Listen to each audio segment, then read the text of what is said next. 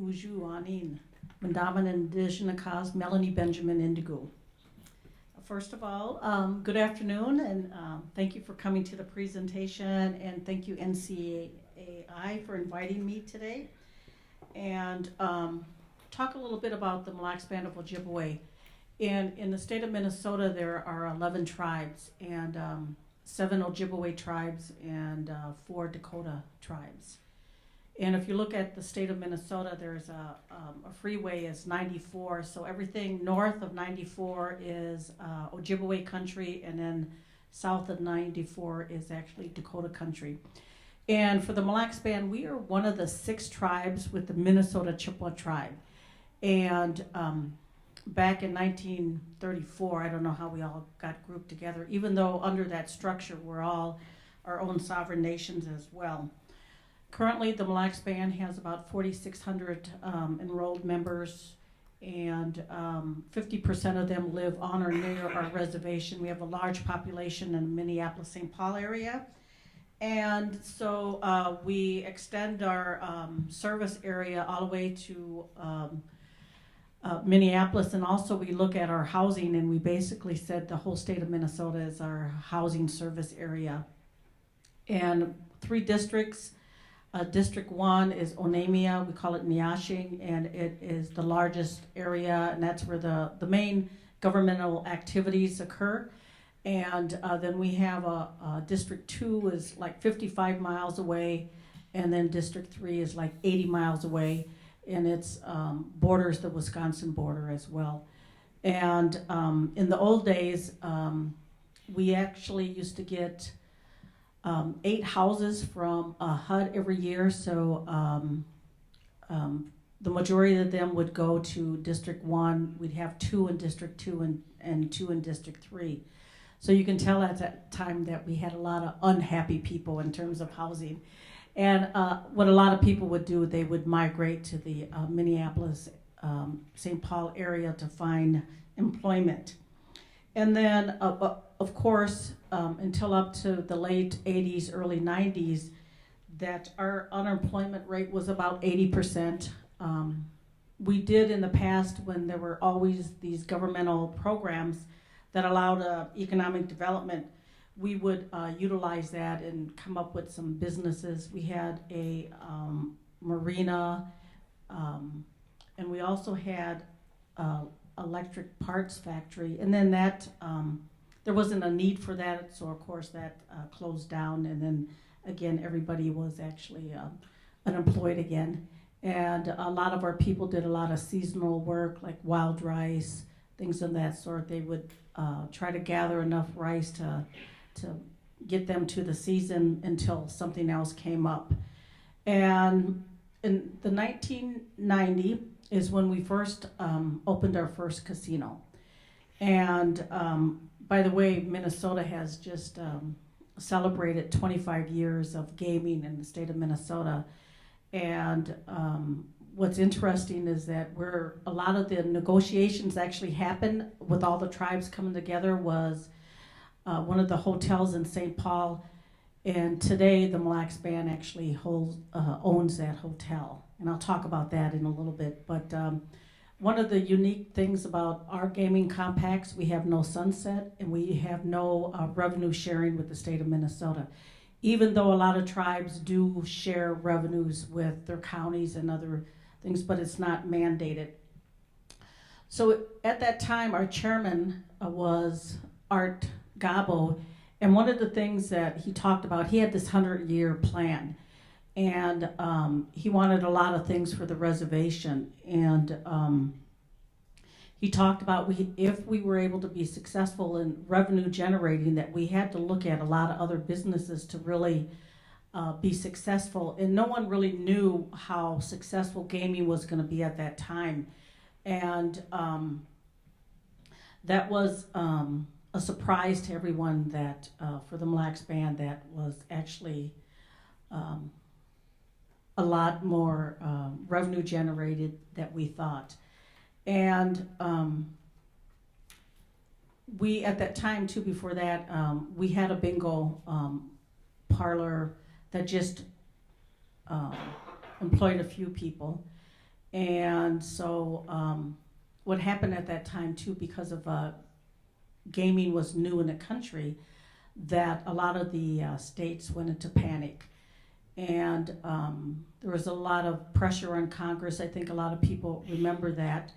And they wanted to really regulate Indian gaming and, of course, shut it down. And for some of us, we do remember that Donald Trump was one of the loudest voices at that time trying to get rid of Indian gaming. And NIGA did an excellent job of countering that. And so that was pretty good. But we didn't know how long gaming was going to last. Was it going to last 10 years or 10 months? And we knew that we had to look at other businesses as well. And so we invested in a lot of issues. And some off reservation, we did a bottled water plant. And by the way, that's how I got elected as a tribal chair, because it failed. And that was part of my position, is that we have to really look at these businesses in a better way, and making sure that the people that we deal with, that they really have the expertise that we're looking for. We also did an out-of-state water park, and that didn't do well. And also we had some wind power. I was elected 2000, 2004, 2008, took a break, and during that break, we did some investments in there that the people that were in charge of the businesses didn't do a lot of venting on some of these individuals that came in to the reservation, and then that wind power project did not work as well. And currently, the businesses that did last and that we are currently operating, we have 3 convenience stores for each of our district, a movie theater, a grocery store, the subway, and the bank, and of course our casinos. We have one in Hinckley, Minnesota, and one in Mille Lacs. And a lot of these businesses, though, they were actually kind of created to provide jobs for the community. And so there's not a lot of revenue that's generated from those businesses. And we usually just broke even on those, or a little bit losing some of that. So we had to figure out how were we going to be successful for the future, and what did we need to do different. So in 2012, we decided to re-examine our business strategy and take a different direction on how we were going to look at business development, economic development. So through our structure, we have executive branch, legislative, and judicial. So through the executive branch, I have a cabinet members that have a responsibility for different areas of the reservation: education, natural resources, and also our economic development. And we call that the corporate commission. And what I decided to do is to bring in a young individual, a band member that pursued his education, came out to Washington, D.C. for some education, has a dual bachelor's degree, and then he also did a master's of business and also a master's of tribal administration. And so everybody told me at the time, and that was when I was looking at my transition team in 2012, and I wanted to bring in someone that I had worked with before, but there were some concerns about that. And so I looked at Joe Naquanabe is his name, and I know he had this expertise, so I said, I'm going to give you the opportunity to do it. And everybody kind of advised me not to do that because he was too young. He came in, he wasn't even 30 years old at the time. And so, and with our structure is that as a tribal chairman, I don't have the day-to-day involvement in our business arm. And we have what is a politic body that addresses the economic development, and so there's a whole structure there.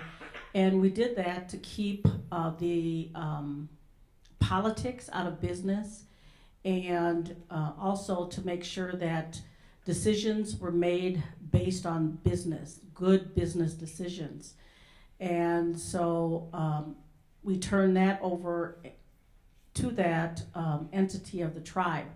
And so their direction was that we need to look at what we're doing and how are we going to diversify and how are we going to make this successful for the Mille Lacs Band. And so what happened is they took many months and they looked at our investment strategy and emerging trends. And one of the things that we were watching is that we looked at gaming in the state of Minnesota, and the revenues were actually declining. And not just only in our area, but nationwide. And we were a mature gaming market, and the post-recession economy was slowing growth, and of course the increased competition. So we also looked at our past. What kind of mistakes did we make? And how could we learn from our mistakes? And so the things that we did learn is that our community has a low tolerance of risk. And that's why over the years that we only focused on our gaming and some of these small businesses, because what had happened with this water bottle company is we really went big into that, a lot of revenues, and it just didn't work well. And the fit wasn't right. The person that was in charge at the time didn't work out well. And so that made a lot of our tribal members very angry, and they didn't want to see the band lose money in any business venture. And so we kind of just stayed with gaming for many years, and we did well. The revenues just started and steadily going up, which really helped. And so today, and when we were looking at how are we going to restructure and how are we actually going to do some things that's going to make sense for us, that we looked at, and the question was, what is out there that we could sell that we would buy ourselves? So we didn't want to look at all of these different businesses that you all know that there's 100 people a day trying to get a hold of you to sell you this great business idea. And so what we looked at, if we were going to partner, we had to partner with somebody that had a proven track record of making money. And we also said, we looked at what we do as the Mille Lacs Band. What do we do well? And then we looked at, then that's what we need to focus on. What is, over the years, what have we became experts in a sense? I don't know if that's the right word. And then also, what kind of businesses that, if we're going to go off reservation, what is going to protect us? And when we look at these businesses, so just in case that gaming doesn't do well for us, what do we have to fall back on? And we looked at that. And we also, the criteria that we looked at for off reservation is that we had to have a majority stake in that. And we had to insist on sectors which we had the expertise in or advantages. And we would only enter into mature markets with predictable returns. And we would focus on the large deals to gain controlling interest. And so we began to identify the opportunities that capitalized on our strengths, and decided upon 5 consumer and industrial sectors that we now focus on. And they are gaming, hospitality, marketing services, government contracting, and internal demand products and services. And those are the products that we would buy ourselves. And in that category, what we call a low-hanging fruit, which are products that we currently buy and could easily sell.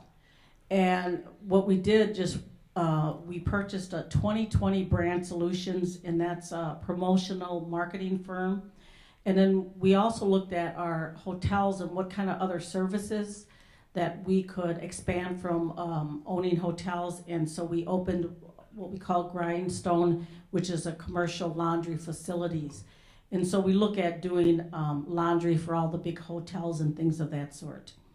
And of course, the hospitality industry that we felt that we did very well in that over the years of owning and operating our casinos. We've always had to have hotels and for people to come and stay.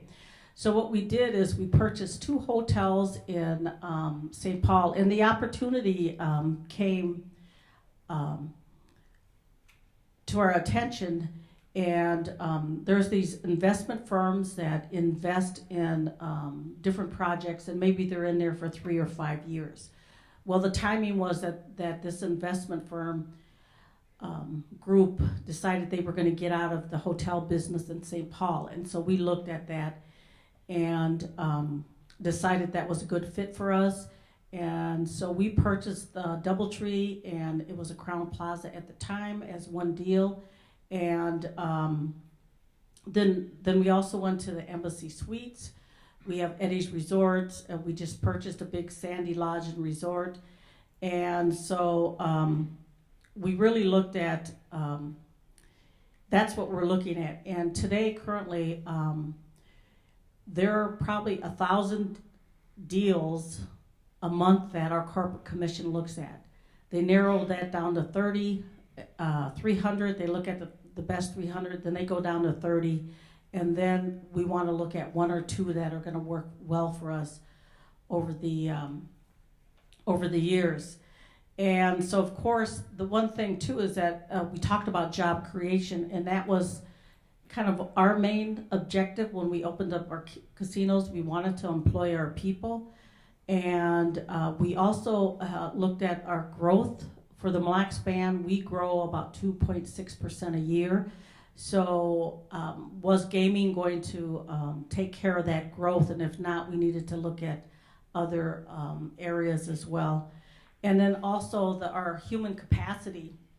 And we wanted to make sure that we always improve the quality of our tribal members. We wanted to create long-term employment with all the benefits, and also have job pools. And so we also have to partner with on the government side, the business side and the government side, to make sure that with our Department of Labor that we prepare our members that they can be able to be a good employee. And even though they probably work for the corporate commission and that's the entity, but if things don't go well over there, let me tell you, they're sitting in my office. And so, you know, it's hard, and you have to work really hard not to try to micromanage what goes on in that business entity. And a quick story, and I know I only got a couple of minutes, but I had a commissioner of corporate affairs at the time, and so I have a business administration degree, so, you know, I'm the expert. As a tribal leader, you know, you're the expert. And so we would come over and have our meetings, and then I would try to tell him how to run the business. And we used to get in screaming matches and fights, and he thought he lost his job every time he walked out the door. But at the end of the day, it was, he made sure that I understood that entity was given the authority to run the businesses. And I, as a chief executive, had to put my trust into that entity to make sure that what they were doing. And we do have a lot of, we go through all the business steps, analyzing and checking and make sure of that. So I think that's a really important component, because as tribal leaders that we want to prove to our tribal members that, you know, I'm the right person, you know, that elected, and I want you to elect me next time as well. But just to really keep that politics out of business, I think has really helped the Mille Lacs Band. And but we still have control. We have control over the budget, what goes on over there, and then also we have to approve any deals that goes on. But beyond that, we don't deal with any of the employees' issues on a day-to-day. But if we have to get involved, of course, you know you're going to get involved. So that's a really quick kind of overview of what happens with the Mille Lacs Band.